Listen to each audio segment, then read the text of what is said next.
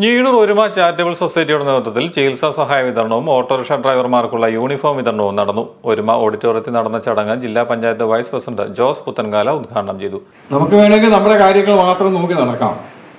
നമ്മുടെ ഭാര്യ, നമ്മുടെ കുട്ടികൾ, നമ്മുടെ അച്ഛൻ, നമ്മുടെ അമ്മ, നമ്മുടെ വീട് മാത്രം. ആ വീട് അതിനപ്പുറത്തേക്ക് ചിന്തിക്കുന്ന ആളുകൾ, ചിന്തിക്കാത്ത ആളുകൾ ഒത്തിരി നമ്മുടെ സമൂഹത്തിലുണ്ട്. നമ്മുടെ കിണറ്റിൽ നിന്ന് പോലും വെള്ളം കോരിക്കാത്ത മറ്റേ അയലോകത്തെ കിണറ്റ് വറ്റി കിടക്കുവാണ്. ഇവിടെ ഇച്ചിരി കുറച്ച് കുടിവെള്ളത്തിന് വന്നാൽ പോലും വളരെ മടിച്ചാണ് നമ്മളത് കൊടുക്കുന്നത്. പണ്ട് അങ്ങനെയല്ലല്ലോ. പണ്ട് ഈ വീട്ടിൽ അരിയില്ലെങ്കിൽ അപ്പുറത്തെ വീട്ടിലെ ചേട്ടത്തി ഇവിടെ കൊണ്ട് കൊടുക്കും.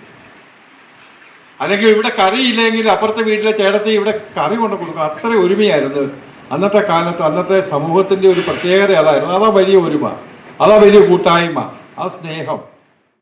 ഒരുമ പ്രസിഡന്റ് കെ ജോസ് പ്രകാശ് അധ്യക്ഷനായിരുന്നു. NGO കോൺഫെഡറേഷൻ 50% സാമ്പത്തിക സഹായത്തോടെ നൽകുന്ന വാട്ടർ പ്യൂരിഫയറുകളുടെ വിതരണം പഞ്ചായത്ത് പ്രസിഡന്റ് ശ്രീകല ദിലീപ് നിർവഹിച്ചു. പഠനോപകരണ വിതരണം പഞ്ചായത്ത് അംഗം ശരത് ശശിയും ചികിത്സാ സഹായ വിതരണം ബോബൻ മഞ്ഞളാമലയും നിർവഹിച്ചു. സൗജന്യ ഡയാലിസിസ് കിറ്റ് വിതരണവും നടന്നു.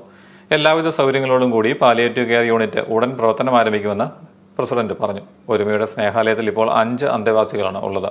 ഒരുമ പ്രവർത്തകരായ ജോയി